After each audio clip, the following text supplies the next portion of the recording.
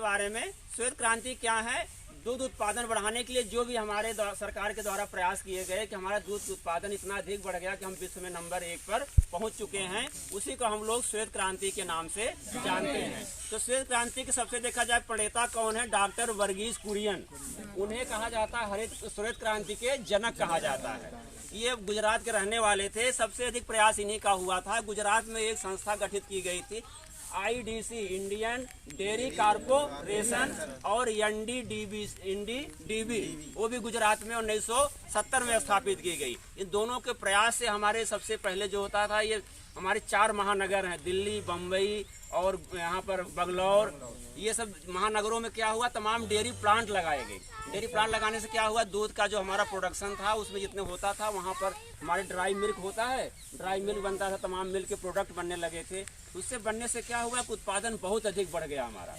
और उसके अलावा जब ये ऑपरेशन फ्लड शुरू हुआ था, सबसे पहले ऑपरेशन फ्लड शुरू हुआ 1970 में, ऑपरेशन फ्लड प्रथम।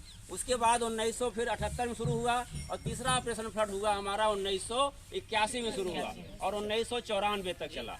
ऑपरेशन फ्लड में हमारे तमाम प्रकार की योजनाएं चलाई गई। उसमें मुख्य रूप से क्या हुआ, नस्ल का सुधार हुआ। जो हमारे यहाँ देखिए पहले देसी गाय हुआ करती थी, वो दूध का उत्पादन बहुत कम देती थी। तो आने वाले समय में देखिए इतना अच्छा हमारे यहाँ नस्लों का सुधार हुआ कि तमाम संकर नस्लों का जो है उत्पादन हुआ, तैयार की गई। तो उससे क्या हुआ, दूध का उत्पादन एकदम बढ़ गया है। और जो इनके देखिए जो हाइब्रिडाइजेशन हुआ था हमारे यहाँ, नई नई संकर तमाम करण स्विस हुई, करण फ्राइज हुई, जर्सिंद है, तमाम जो संकर प्रजातियाँ हमारी यहाँ वैरायटियाँ जो नस्लें हैं वो तैयार की गई। इसके अलावा हमारा कृत्रिम गर्भाधान किया गया पशुओं में। जो देसी गायें थी उनको उन्नत नस्ल के सांड जो थे हमारे यहाँ, जर्सी सांड थे, होल्स्टीन फ्रीजियन जो सबसे अधिक दूध देने वाली गाय होती है, तो वो उसका जो किया गया, क्रॉस कराया गया गायों से। तो जो नस्ल पैदा हुई वो बहुत हमारी अच्छी नस्ल हुई, और उससे क्या हुआ कि नस्ल सुधार होने से दूध का उत्पादन बढ़ गया। जानते हैं कि आधा हमारा क्या होता है, नर से गुण आते हैं, आधा मादा।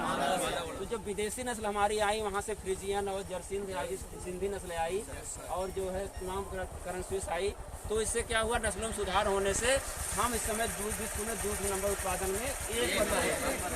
पहले हमारा दूध उत्पादन बहुत कम था, 17 मिलियन टन था। हाँ, 1950 में केवल 17 मिलियन टन था, और वर्तमान में इस समय हम लोग 190 मिलियन टन दूध पैदा कर रहे हैं। और विश्व में अमेरिका को हम लोग पीछे छोड़ते हुए एकदम विश्व नंबर 1 पहुँच गए। और इस समय दूध की उपलब्धता भी हमारी बहुत बढ़ गई है, पहले बहुत कम थी। इस समय पर हेड यानी पर कैपिटा 394 ग्राम, एक आदमी के हिस्से में 394 ग्राम जो होती है, कि हमारी जो है दूध की उपलब्धता हो रही है। तो इतना अधिक उत्पादन बढ़ा, तो उसमें किसका है, उनका जो हमारा जन्मदिन है, डॉक्टर बी वर्गीस कुरियन का जन्मदिन है, उसको हम लोग, उनका 26 नवंबर को जन्म हुआ था, इसीलिए हम लोग राष्ट्रीय दुग्ध दिवस के रूप मनाते हैं। 26 नवंबर को राष्ट्रीय दुग्ध दिवस के रूप में मनाया जाता है। तो ये इतना बड़ा जो कदम था डॉक्टर वर्गीस कुरियन का, कि वो बहुत पूजनीय है कि हमारे को विश्व में दूध उत्पादन में नंबर 1 पर हम लोग पहुंच चुके हुए हैं। तो ये देखिए हमारी जो नस्लें, हमारी भारतीय नस्लें मुख्य रूप से हैं, साहिवाल है, आपकी है सिंधी है, और देवनी है, गिर है, ये मुख्य रूप से हमारी दुधारू नस्लें हैं। इन नस्लों के से हम लोग, इसके अलावा जो हमारी देसी नस्लें तमाम हरियाणा, थार पारकर हैं, कांकरेज हैं, जो भी काजी नस्लें हैं, इनको क्रॉस कराया गया। क्रॉस कराने से क्या हुआ कि हमारी जो अच्छी अच्छी नस्लें हुई, तैयार हुई, और दूध का उत्पादन हम लोग दिन प्रतिदिन बढ़ाते चले गए। और ये स्थिति ये हुई कि हर घर में ये देखिए दूध की मात्रा पर्याप्त मात्रा में उपलब्ध हो रही है।